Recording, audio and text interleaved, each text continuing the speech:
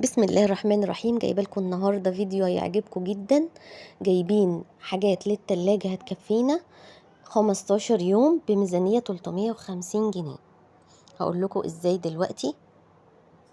انا جايبه كيس دقيق، جايبه كيس سكر بس انا هحسب لكم على كيسين سكر، جايبه كيلو فول ده طبعا اساسي، جبت باكو شاي، جبت طبقين جبنه رومي، طبقين ربع، وطبق سبريد شيدر، وطبقين عبارة عن نص كيلو حلاوة، كل ربع لوحده.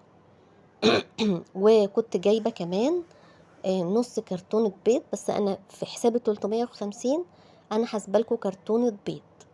تمام، ميزانية حلوة قوي هتعجبكم بصراحة وموفرة، أظن يعني مفيش أقل من كده. وانا كمان جايبه الجبنه دي على فكره، وجايبه البيض عشان كمان هعمل لانشون، فهيبقى معانا في حاجه التلاجة الفول المدمس، وحاسبالكوا كمان فول المدشوش بتاع الطعميه، بس انا ما كنتش جبته، بس انا حاطاه في الحساب برضو معانا. وهنعمل كمان اللانشون، فاظن كده 15 يوم حلو قوي. ادى البيض معاه، كنت جايبه نص كرتونه، بس انا في حسابنا زي ما قلت لكم هنحسب على كرتون، وهنحسب على ان انا جايبه كيسين سكر. عوزتي كيس دقيق كمان تمام اشتريه، يعني في كمان الدقيق السايب عندك رخيص، بيبقى عند العطار في حدود 17 جنيه، او عند هقولك في الاسواق اللي هم الفلاحات اللي بيبقى معاهم الرز والكلام ده، بيبقى معاهم دقيق سايب، ممكن تجيبيه للتنظيف وكده، وهنخلي ده لبيتزا لكيكه. تمام، يعني انا برضو بعمل كده، يعني بروح اجيب الدقيق السايب اللي هو الرخيص شوية للتنظيفات وكده، وبجيب الدقيق الاكياس للمخبوزات. انا هجيب ورقه وقلم وهحسب لك كل حاجه بالحساب، انا مش بقول كلام وبس، احنا بنخش يا جماعه فيديوهات كتير بجد انا بتصدم من اللي بيقولوه. تقولك مش عارفه تعالي ب50 جنيه هاتي مش عارفه حاجه التلاجة. طب انا هجيب حاجه التلاجة ب50 جنيه ازاي يا جماعه؟ نبقى واقعيين كده ونقول كلام.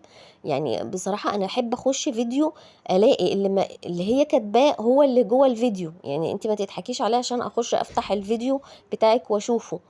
وبصراحة يا جماعة الواحد يعني أنا بالورقة والقلم وحساب، وما شاء الله صدقوني الفيديو هيعجبكم جدا.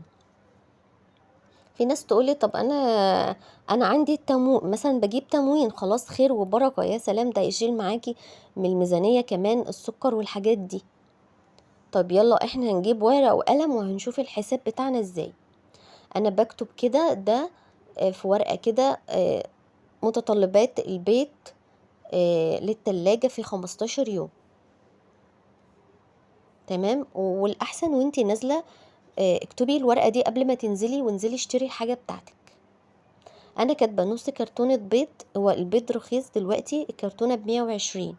تمام، انا جايبه النص كرتونه، بس انا في الحساب ده هنحسب على كرتون. جبت معاكم برضو آه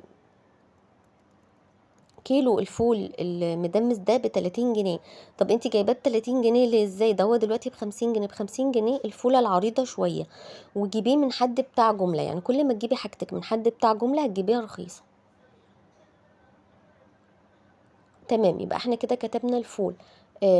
كتبنا تاني اللي هو انا حسبت 2 كيس سكر، الكيس الواحد ب31، يبقى الكيسين 62 جنيه. برضو معانا كيس الدقيق كنت جايباه ب21 جنيه.